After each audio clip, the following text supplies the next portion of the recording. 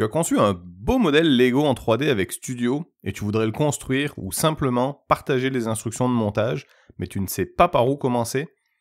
Tu es au bon endroit, car aujourd'hui, je t'explique comment concevoir des instructions de montage avec le logiciel Studio de Bricklink. Tu vas voir que c'est pas très compliqué pour obtenir des instructions de montage aussi belles que celles des ensembles Lego officiels. Tu écoutes Ma Brickville, la chaîne qui parle de ville Lego, et je te donne tous mes secrets maintenant. Pour te montrer comment faire des instructions, je vais utiliser mon petit modèle de soucoupe volante qui est assez simple pour pas que la vidéo dure 3 jours, mais qui va permettre de voir pas mal toutes les techniques dont tu as besoin pour pouvoir créer de très belles instructions comme Lego te propose quand tu achètes un ensemble officiel. La première chose qu'il va falloir faire, c'est si tu as des étapes qui ont été créées à un moment quand tu as créé ton design, en fait on va les supprimer simplement en cliquant sur la petite poubelle à côté. On supprime absolument pas les pièces, on supprime juste les étapes. Ça en fait ça va juste nous faciliter la vie. On pourrait ici prendre certaines pièces, faire clic droit, les déplacer dans une nouvelle étape, mais c'est, je trouve, assez laborieux, puis l'outil d'instruction nous permet de faire ça vraiment plus facilement. Donc je préfère toujours commencer avec aucune étape de déjà créée, et comme ça je vais pouvoir les créer quand on va aller cliquer dans Instructions pour ouvrir l'outil qui va nous permettre de faire des instructions. Donc une fois qu'on est dans l'outil d'instruction, on voit que l'interface est quand même assez simple. On va avoir toutes nos étapes qui vont se retrouver à gauche une fois qu'on va les avoir créées. Toujours à gauche, on a la possibilité de travailler dans les sous-ensembles. Donc soit je travaille dans le modèle principal, soit s'il y a un sous-ensemble, je vais pouvoir simplement faire les instructions pour les quelques étapes de ce sous-ensemble, comme on va retrouver dans un ensemble Lego où tu vas construire un petit sous-ensemble à part et puis tu vas venir l'attacher au modèle principal. On va pouvoir faire exactement la même chose. On a la possibilité de venir ajouter une description à l'étape. Honnêtement, je l'ai jamais utilisé, je sais pas vraiment à quoi ça pourrait servir, mais si vous voulez rajouter des descriptions, peut-être des notes, ça peut servir à faire ça. En haut à droite, on a l'outil de caméra qui va nous permettre simplement d'orienter le modèle dans la vue qu'on veut. Je m'en sers jamais à cette étape-ci parce que honnêtement, on verra après dans l'éditeur de page qu'on peut réorienter le modèle comme bon nous semble, puis je trouve que c'est plus facile de le voir une fois que les étapes sont déjà toutes séparées. Et enfin, les petites lunettes nous permettent de voir les pièces qui sont nouvelles dans cette étape. Donc là, on voit que dans ce cas-ci, toutes les pièces sont nouvelles dans cette étape. Mais un petit peu plus tard, ça pourra nous permettre de vérifier si les pièces ont bien été ajoutées au bon moment. Et en bas, on a toutes les pièces qui font partie de cette étape. Donc là, on voit que pour l'instant, j'ai qu'une seule étape dans tout mon modèle, donc toutes les pièces sont dans la même étape. Mais par contre, on voit que si je sélectionne une pièce, je vais avoir l'option de déplacer dans une étape avant ou après. Si je sélectionne plusieurs pièces, j'ai même la possibilité de créer des sous-ensembles. Si tu sais pas créer des sous-ensembles, je te conseille de regarder la vidéo que j'ai faite sur toutes les techniques Bricklink, où j'explique en détail comment créer des sous-ensembles, qui est honnêtement un outil très puissant et qui permet à la fois de faire des meilleurs modèles, je trouve, et également qui facilite tellement la vie au niveau des instructions. On a également la possibilité en bas à droite de la façon dont on va vouloir voir les pièces dans chaque étape. Moi souvent je le laisse par défaut qui est l'ordre de construction, mais si tu veux, tu peux simplement choisir de les ranger par couleur ou par pièce, simplement par la taille. Honnêtement, par ordre de construction, je trouve ça bien plus simple. Donc maintenant, pour créer des nouvelles étapes, on va avoir plusieurs façons de le faire. Soit on va pouvoir venir cliquer sur la petite feuille avec un plus à côté, qui va venir simplement nous créer une étape vide. On peut également venir cliquer sur Generate Step, mais honnêtement, étant donné que j'ai enlevé toutes les étapes, c'est un outil automatique. Si je reclique sur Generate Step, c'est un outil qui crée automatiquement les étapes, et comme tu peux le voir, c'est pas forcément la meilleure façon de créer des instructions, c'est vraiment, c'est fait par la machine, donc ça réfléchit pas trop à l'ordre de construction des pièces. Ça construit à partir du bas jusqu'en haut. Donc honnêtement, si j'étais toi, j'utiliserais pas cette façon de faire, ça va te faire des instructions vraiment étranges. Donc maintenant, pour créer des étapes, moi ce que j'aimerais en faire, c'est utiliser le petit plus ici, venir sélectionner mes pièces. Donc par exemple, je vais vouloir enlever le faisceau tracteur, puis je peux simplement clic gauche et glisser-déposer pour emmener mes pièces dans ma nouvelle étape. Donc on voit que j'aurai dans ce cas-là ma première étape qui est toute la soucoupe volante, et à la fin, je rajoute le faisceau tracteur. Et là, donc, on le voit, soit on a l'option de voir en transparence les pièces qui étaient déjà dans le modèle et les nouvelles pièces sont en couleur, ou on peut tout avoir en couleur et on a simplement les nouvelles pièces ajoutées encadrées en rouge. Je préfère vraiment toujours utiliser la version en transparence, je trouve ça beaucoup plus facile à voir et du premier coup, je suis capable de voir quelles sont les pièces que j'ai ajoutées. L'autre façon de créer une étape, c'est dans la liste de pièces, si par exemple je voudrais séparer la petite coupole qui va sur le dessus, simplement la chercher dans la liste de pièces, et là je peux lui dire soit étape avant ou étape après, donc il va simplement me déplacer ça dans l'étape après. Donc là dans ce cas-là, maintenant j'ai ma soucoupe volante, une étape où on rajoute la coupole et une étape où on rajoute le faisceau tracteur. Si je me suis trompé puis qu'en fait moi la coupole je voudrais vraiment la garder pour la dernière étape, ben simplement je vais pouvoir venir cliquer sur la petite flèche vers le bas quand je fais cette étape de sélectionner pour la déplacer à l'étape suivante. Donc si tu te trompes, t'es pas obligé de redéfaire tout ce que tu avais fait, tu as juste à simplement déplacer tes étapes. Tu peux soit venir les mettre tout en haut avec les flèches en haut et en bas, ou tu peux juste les remonter ou les descendre d'une étape avec les flèches qui sont dans le centre. Tu peux, bien entendu, avec la petite poubelle, effacer une étape complètement au besoin. Donc quand je crée des étapes, j'aime un peu partir comme à l'envers au niveau de la construction. Là, tu vois, je suis parti de c'est la dernière pièce que je voudrais rajouter dans ma construction. Là, ça va être la première que je vais enlever et que je vais séparer dans mes étapes. Donc, j'ai comme un processus où je remonte à l'envers dans la construction. Donc là, maintenant, par exemple, je voudrais enlever toutes les tuiles qu'on rajoute autour du haut du modèle. Une fois que je les ai toutes sélectionnées, là encore, je vais simplement faire Step After. Si j'avais déjà une étape de créer, j'aurais pu faire glisser-déposer. Et ainsi de suite, je vais déconstruire mon modèle.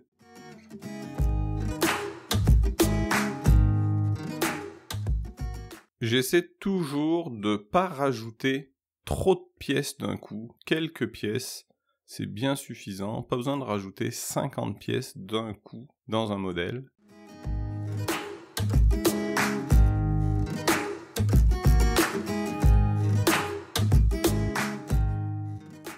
Et là, on voit déjà que ça commence à prendre forme, que quand je descends dans mes étapes, petit à petit, j'ajoute mes pièces les unes après les autres, comme si c'était une instruction de Lego. Et là, on voit que je suis tombé sur un sous-ensemble, donc je vais mettre mon sous-ensemble dans l'étape suivante. Et maintenant, au lieu d'éditer le modèle principal, je vais aller dans mon sous-ensemble que j'ai simplement appelé plaque. Et là, j'ai toutes mes étapes de mon sous-ensemble que j'ai déjà faites. Donc je pars avec mes deux plaques et après je vais rajouter des pièces. On verra au niveau de l'orientation de la vue, on voit ça plus tard dans l'édition de la page. Et donc là j'ai toutes les étapes de mon sous-ensemble tout seul qui lui va se retrouver dans le modèle principal.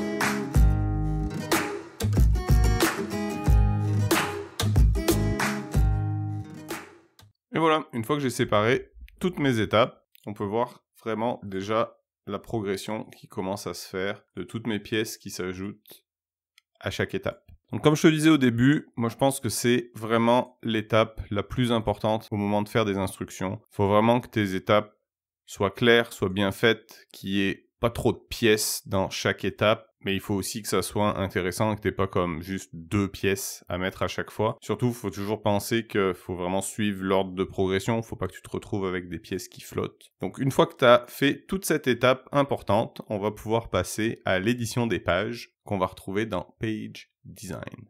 Donc la partie Page Design va nous permettre de faire toute la mise en page de nos instructions.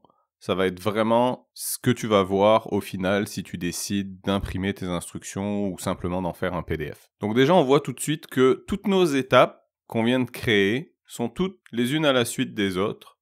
Mais on voit que c'est pas forcément dans le bon sens. Là, par exemple, j'ajoute des pièces, mais je les vois pas parce qu'elles sont en dessous. Donc cette partie du logiciel va nous permettre de vraiment faire la mise en forme, la mise en page. Donc en haut au milieu, on a la possibilité de changer la mise en page. Donc soit d'avoir une seule étape par page, ou 2, ou 3, même jusqu'à plusieurs, 4, 5, 6 si on veut. Donc si on construit un modèle qui est petit, on pourrait par exemple mettre plusieurs étapes par page, comme on le retrouve des fois dans des instructions Lego. Moi dans ce cas-là, c'est un modèle qui est quand même assez gros, donc je vais garder une seule étape par page pour simplifier la vue. On a aussi la possibilité d'insérer des objets, que ce soit une image, du texte, une flèche. Le flip, c'est ce qu'on va retrouver pareil que dans les instructions Lego, quand on veut que la personne qui construit le modèle retourne le modèle pour pouvoir construire de l'autre côté. On va ajouter un petit flip pour dire qu'il faut changer le sens de modèle. Le size guide, très utile quand on fait des instructions pour des Lego techniques, pour mettre la longueur des axes par exemple, pour être sûr que ça soit le bon axe qu'on prend. On peut ajouter un size guide. Moi dans ce cas-là, je pense pas avoir de Lego technique. Ah, si, peut-être.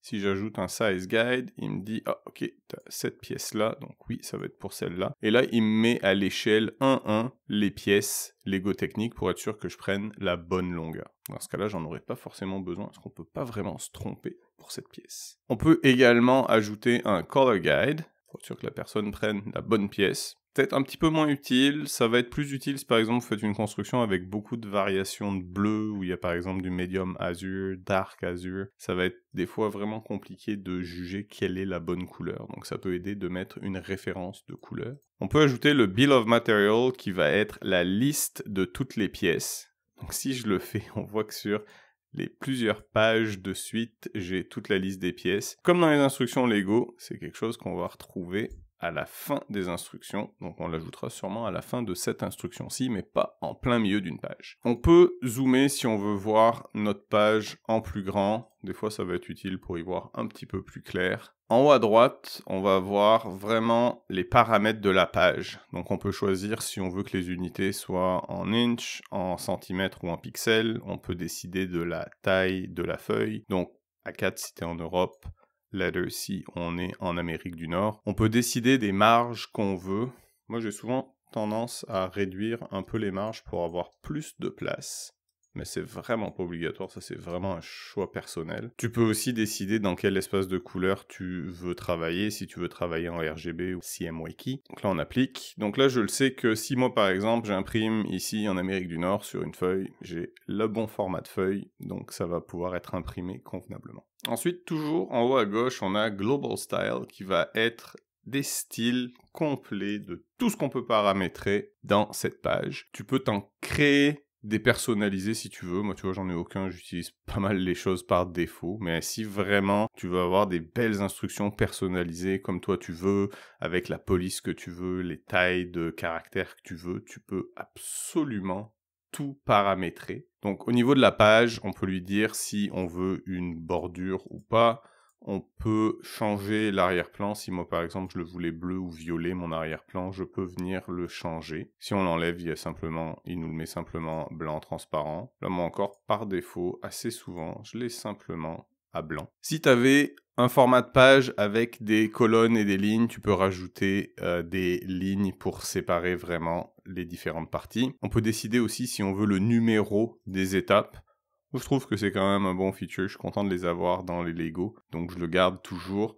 Là encore, on peut choisir la police, on peut choisir la taille. On peut aussi décider si on veut ajouter ou non la liste de pièces au début de chaque étape. Je pense que c'est pas mal obligatoire de l'avoir, sinon ça va être compliqué à chaque fois de trouver qu'est-ce qu'il faut rajouter comme pièce. Là encore, on a tous les paramètres qu'on veut.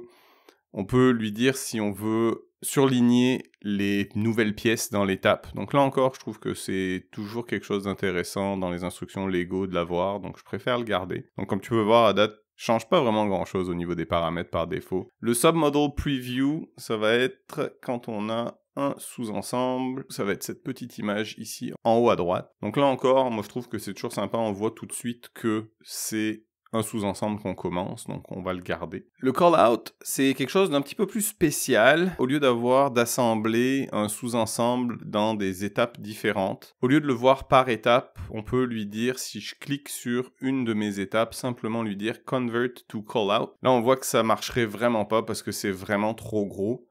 mais ça me permettrait d'avoir mon sous-ensemble créé dans une petite fenêtre. Des fois, là encore, on retrouve ça chez Lego, mais là, on voit que pour moi, ça marche pas du tout. Mon sous-ensemble est beaucoup trop gros, ça prend beaucoup trop de place, mais je pourrais venir changer mes paramètres du call-out. Mais si tu as un petit sous-ensemble, c'est vraiment très pratique. Des fois, c'est juste 2-3 pièces qu'on a besoin de mettre dans un sous-ensemble pour que ça fasse du sens au niveau des instructions. Au lieu de faire des étapes séparées, revenir au modèle principal, tu fais simplement un petit call-out. Et comme ça, c'est bien plus pratique. Là aussi, on voit par exemple, pendant que j'y suis, que j'ai des choses qui se superposent. Je peux simplement venir cliquer sur Arrange et lui faire Bring to Front pour l'avoir en avant. Donc Bring Forward le fait juste avancer d'un niveau, Bring to Front l'amène complètement devant, puis Send Backward et Send to Back c'est la même chose mais vers l'arrière. Donc si par exemple je voulais finalement que lui soit complètement dans le fond, je le mets complètement dans le fond. Et si finalement je ne veux pas faire de call out, je vais simplement cliquer sur mon call out et cliquer sur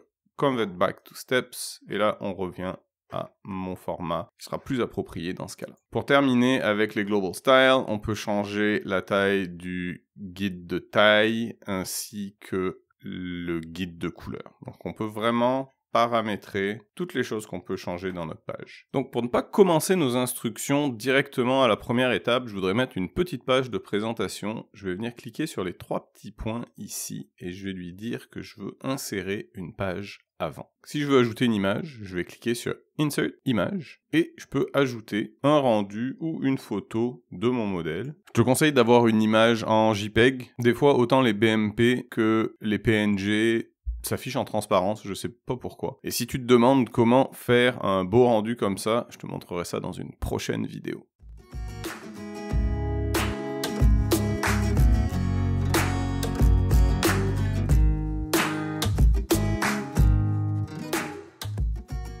On peut lui rajouter un petit peu de texte, simplement pour avoir de quoi un petit peu plus attrayant comme page d'ouverture. Ensuite, maintenant, on va vraiment plonger dans comment on arrange nos vues. Donc là, déjà, on voit que par rapport à la vue que j'avais dans mon éditeur d'étapes, j'ai une pièce qui est comme à l'envers. Je veux pas forcément commencer à l'envers. Donc si je clique sur ma vue, je vais avoir l'option de réorienter le modèle. Donc si je fais la flèche du haut, je vois que je peux remettre ma pièce dans la bonne direction et là je peux venir placer ma pièce où je veux. Si je trouve que la vue de la pièce est un petit peu trop grand, je peux venir prendre sur Scale pour simplement le réduire un peu. J'ai pas besoin que mes pièces soient gigantesques quand je les prends, je vais avoir de la place plus tard quand mon modèle grandit. Donc on voit qu'on a des guides, dès qu'on déplace notre pièce, ça nous dit si on est au milieu autant en horizontal qu'en vertical, ça permet là encore de faire de quoi de plus attrayant. Quand je passe à l'étape suivante, quand je déplace mon étape, on voit que la position de l'étape précédente apparaît en surbrillance, ce qui nous permet que quand on passe d'une étape à l'autre, les pièces restent au même endroit. C'est vraiment un détail, mais je trouve ça vraiment important. Ça permet vraiment d'avoir cette continuité au fil de nos étapes, d'avoir toujours nos pièces placées au même endroit. Donc là, dans ce cas-là, on voit que j'ai rajouté des pièces par en dessous. Donc finalement, je vais rajouter un petit flip à côté pour dire qu'il faut retourner notre pièce. Et quand je sélectionne mes pièces, je peux cliquer sur Change View, puis là je vais les retourner. Donc tu me diras, ça fait pas de sens d'avoir retourné la première, là c'est vraiment pour te montrer effectivement dans ce cas-là. Si c'était des vraies instructions, je l'aurais simplement mis dès le départ à l'envers. Et on voit que quand je retourne ma pièce à une étape, à l'étape suivante, ça la retourne également. Et là j'ai bien entendu besoin de retourner la pièce.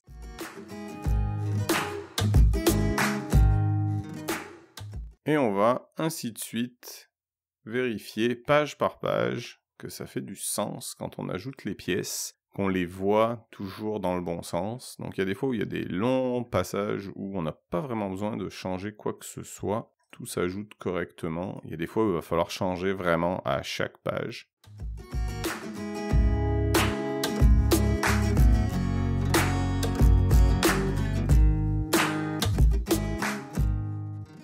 Là, je me rends compte que je suis toujours en train de réduire la taille des pièces. Donc si je voulais, je pourrais venir directement le changer dans le Global Style et qui va faire que toutes les pièces vont être réduites pour prendre moins de place. Ça m'évitera de le faire à chaque fois. Il faudra peut-être simplement aller vérifier à la fin que j'ai pas certaines pièces toutes petites qu'on ne voit plus.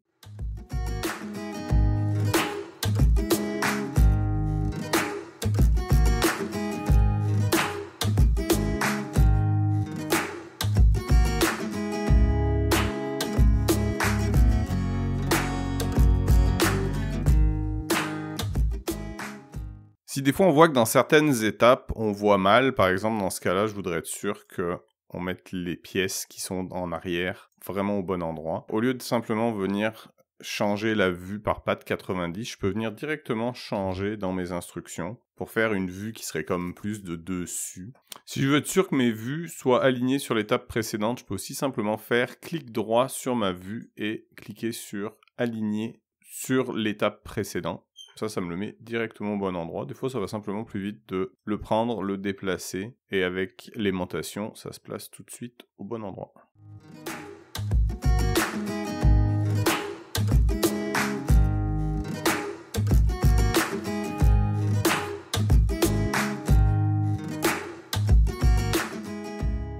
Et voilà, j'ai fait toutes mes étapes une par une, on peut repasser les pages une par une et on voit que notre construction se développe petit à petit. Ça peut soit te servir à toi quand tu vas construire en réalité un modèle que tu as conçu, ça va pouvoir te servir si tu veux mettre ces instructions sur Rebrickable par exemple, si tu veux les partager, soit gratuitement, soit les vendre. Donc ça te permet de vraiment créer des instructions comme si c'était un véritable ensemble Lego. On va simplement le finaliser en ajoutant à la fin, par exemple, la liste des pièces. Ça, on voit qu'on a toutes nos pièces et ça ressemble vraiment maintenant à une belle instruction comme si c'était un ensemble Lego. Une fois qu'on a terminé tout ça, tout simplement, on va aller cliquer sur Export. Ça va nous demander si on veut exporter toutes les pages, dans quel format on veut l'exporter, si on veut le zoomer ou pas, et le chemin dans lequel on veut l'exporter sur notre ordinateur. On appuie sur Export et ça va nous créer une belle instruction. Et voilà, je t'ai expliqué tout ce que je connais pour créer des instructions de montage. N'hésite pas à m'envoyer les instructions que tu vas créer, ça me fera vraiment plaisir de voir tes réalisations. N'oublie pas de t'abonner, de cliquer sur la cloche pour ne manquer aucune vidéo et de mettre un petit pouce bleu si la vidéo t'a plu. Sur ce, je te dis à la prochaine pour de nouvelles aventures Lego.